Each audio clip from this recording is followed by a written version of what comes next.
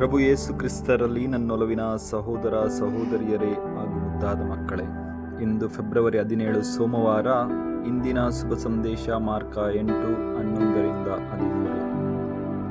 ಯೋಬನು ತನ್ನ ಮಕ್ಕಳನ್ನು, ತನ್ನ ಆಸ್ತಿಪಾಸ್ತಿಯನ್ನು, ತನ್ನ ಗೆಳೆಯರನ್ನು, ತನ್ನ ಸರ್ವಸ್ವವನ್ನು ಕಳೆದುಕೊಂಡಾಗ ಆತ ಸರ್ವೇಶ್ವರನನ್ನು ದೂಷಿಸಲಿಲ್ಲ. ಬದಲಾಗಿ ಬರಿದಾಗಿ ನಾ ಬಂದೆ ತಾಯಿಯ ಗರ್ಭದಿಂದ ಬರಿದಾಗಿ ಹೋಗುವೆನು, ಸರ್ವೇಶ್ವರ ಕೊಟ್ಟ ಸರ್ವೇಶ್ವರ ತೆಗೆದುಕೊಂಡ ಎಂದು ಆತ ದೇವರ ಮೇಲೆ ವಿಶ್ವಾಸವನ್ನು ಕಳೆದುಕೊಳ್ಳದೆ ಜೀವಿಸಿದ ವ್ಯಕ್ತಿ.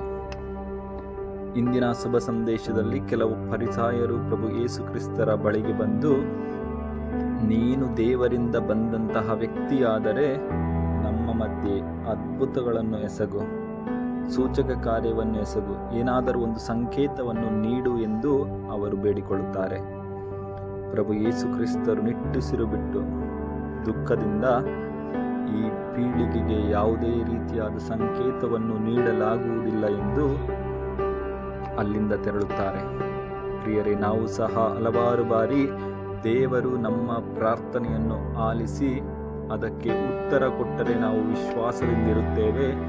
ನಾವು ಹಲವಾರು ಬಾರಿ ಪ್ರಾರ್ಥಿಸಿದರೂ ಆ ಪ್ರಾರ್ಥನೆಗೆ ಫಲ ಸಿಗದೇ ಇದ್ದಾಗ ನಾವು ದೇವರು ನಿಜವಾಗಿಯೂ ಇದ್ದಾರಾ ಇಲ್ಲವಾ ಎಂಬಂತಹ ಪ್ರಶ್ನೆಗಳು ನಮ್ಮಲ್ಲಿ ಮೂಡುತ್ತವೆ. ಹಲವಾರು ಬಾರಿ ನಾವು ವಿಶ್ವಾಸವನ್ನು ಕಳೆದುಕೊಳ್ಳುವಂತಹ ಸಂದರ್ಭಗಳು ಇವೆ.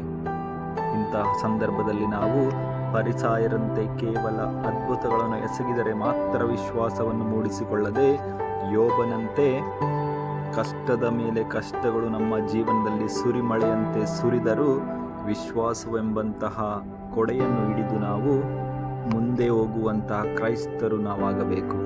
ದೇವರು ನಮ್ಮೆಲ್ಲರನ್ನು ಆಶೀರ್ವದಿಸಲಿ. ಆಮೇನ್. ಹಲ್ಲೆಲೂಯಾ.